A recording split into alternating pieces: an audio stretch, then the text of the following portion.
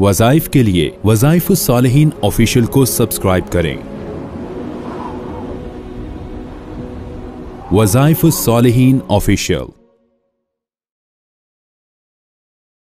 इस आयत करीमा में एक घर है जन्नत का, जिसमें दाखिले से पहले फरिश्ते खुशखबरी सुनाएंगे। आज अगर कोई इस दुनिया के घर में दाखिल होते वक्त ये अल्फाज अदा कर ले तो अल्लाह तबारक व तआला इसकी बरकत से इस घर को भी जन्नत की तरह इसके लिए खुश आइन, खुशबख्त और नेमतों वाला बना देंगे। इसकी तरतीब क्या है कि वो घर जो नजर नहीं आ रहा, जिसे जन्नत कहा जाता है, उस घर में अक्सर इंसान जो है दुनिया में ईमान की कमजोरी की वजह से यकीन कमजोर रखता है, चूंकि वो नजर नहीं आता। अल्लाह ने यहाँ जो नक्शा खींचा आयत करीमा के अंदर, पहले तय्यबीन का जिक्र किया। इंसान दो तरह के होते हैं, कुरान पाक में फरमाया एक शकी होगा, एक सईद होगा, एक तय्यब होगा, एक खबीस होगा। ये दो का जिक्र कुरान पाक में मौजूद है, शकी और सईद का भी, तय्यब और खबीस का भी। फरमाया कुछ लोग तय्यब होते हैं रूह के लिहाज से, पाकीज़ा होते, और कुछ लोग जो है वो रूह के लिहाज से खबीस होते हैं। बेशक वो जितने ज़ाहिरी मुत्तकी परहेज़गार नजर आए, लेकिन उनकी रूह खबीस होती है। और कुछ लोग ऐसे होते हैं जो आवारा देखने में नजर आते हैं, लेकिन बदकार नजर आते हैं, लेकिन उनकी रूह जो है वो तय्यब होती है। और वो अपने अंदर जो है तय्यब रूह रखने की वजह से एक वक्त आता है उन्हें तौबा की तौफीक मिल जाती है, वो आवारगी से हटकर तौबा करके सीधे जन्नत में चले जाते हैं। और ऐसे लोग हमारे सामने लाखों करोड़ों की तादाद में मौजूद हैं।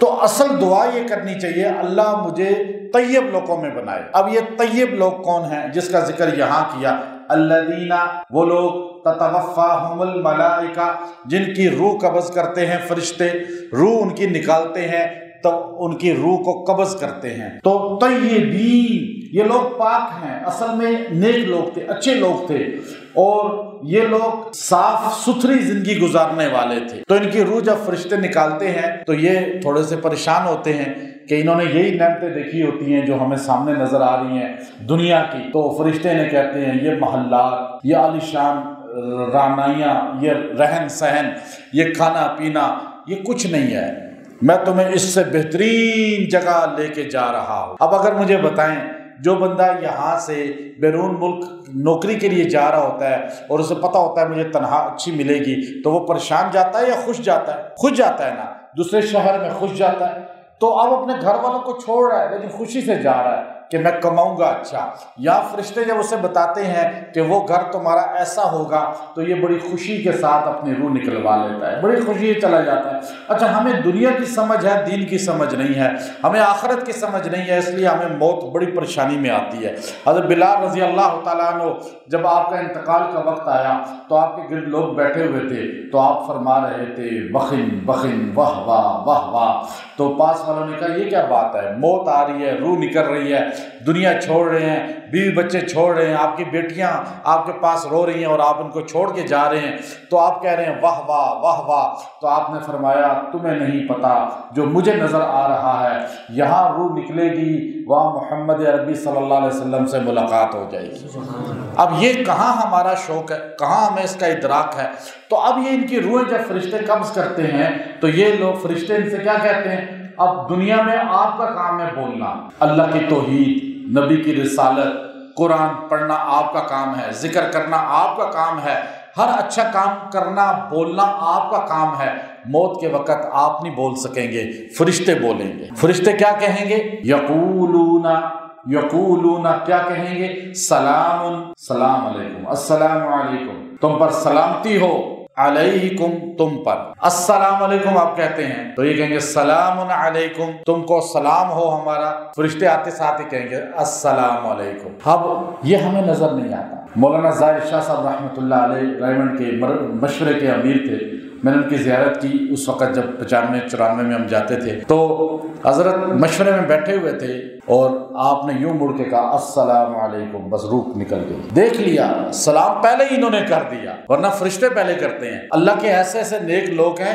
اب دیکھیے فرشتے آگے کہتے ہیں السلام علیکم کو، تو یہ کہتے ہیں وعلیکم السلام، لیکن انہوں نے کہا السلام علیکم، انہوں نے آگے سے کر دیا پہلے ہی۔ تو ایسا حال ہمارا ہو جائے موت کے وقت۔ اور یہ لوگ کون ہیں؟ فرمایا سلام علیکم، تم پر سلام ہو، ادخلوا، چلو داخل ہو جاؤ۔ یہ ادھر لیٹا ہوا ہے، فرشتے کہہ رہے ہیں چلو داخل ہو جاؤ، ادھر یوں اشارہ کر رہے ہیں، کہاں؟ ادخلوا الجنہ، اس جنت میں، بما کنتم تعملون، جس کے لیے تم عمل کرتے تھے، یہاں تم محنت کرتے تھے، تکلیف اٹھاتے تھے، یہ جو عمل تم نے دنیا میں کیے ہیں اپنی ساری زندگی، تکالیف صحیح، تو آج اس جنت میں داخل ہو جاؤ۔ اب یہ فرشتے کہیں گے، پھر اللہ تعالیٰ دوسرے طبقے کا ذکر کرتے ہیں، هل ينظرون، کیا یہ انتظار کر رہے ہیں یہ دوسرے لوگ، نجس لوگ، بدکار لوگ، الا ان تاتیہم الملائکہ، کہ ان کے پاس فرشتے آ جائیں، او یاتی امر ربک، یا اللہ کا فیصلہ آ جائے ان پر، یہ انتظار کر رہے ہیں۔ اب ان کی کوئی تعریف نہیں ہے، انہیں کوئی پیار نہیں ہے،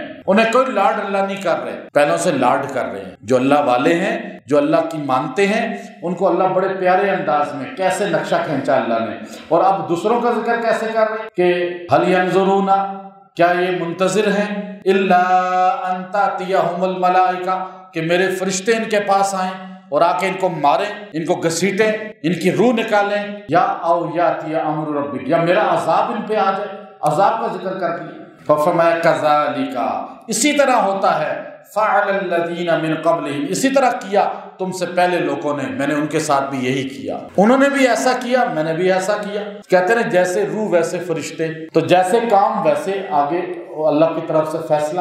اللہ پھر کہتے ہیں میں نے ان کے ساتھ ایسا کیوں کیا، اور پہلا جو آیت میں بیان کیا ان کے ساتھ اچھا کیوں کیا؟ کیا اللہ تعالیٰ نعوذ باللہ بیلنس نہیں رکھتے، برابری نہیں کرتے؟ ماں باپ اپنے بچوں کے لیے نافرمان کو اور فرمانبردار کو پھر بھی برابر رکھتے ہیں، کہتے ہیں کوئی بات نہیں، لیکن اللہ آپ نے دونوں کو جو ہے کیسے سلوک کر دیا؟ آپ تو ماں سے 70 گنا زیادہ پیار کرتے ہیں۔ فرمایا اس لیے وما ظلمهم اللہ، اللہ کوئی ظلم نہیں کرتا، ولکن كانوا انفسهم یظلمون، لیکن لوگ خود اپنے اوپر ظلم کرتے ہیں۔ اللہ تو ماحول دیتا ہے، موقع دیتا ہے، توبہ کی توفیق دیتا ہے، بخشنے کی توفیق دیتا ہے، لیکن لوگ نہیں موقع جو ہے اس کو قیمتی بناتے۔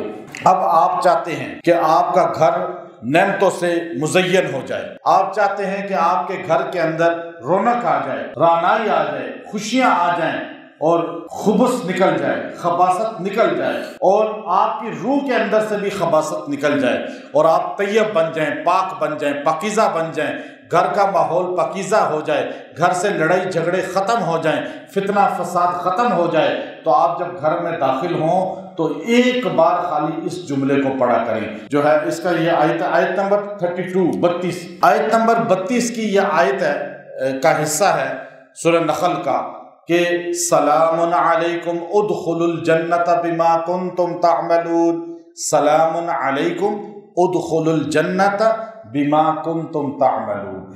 آپ یہ ایک بار پڑھ کے گھر میں داخل ہو جائیں، اللہ اس گھر کو بھی جنت کی طرح بنا دے گا۔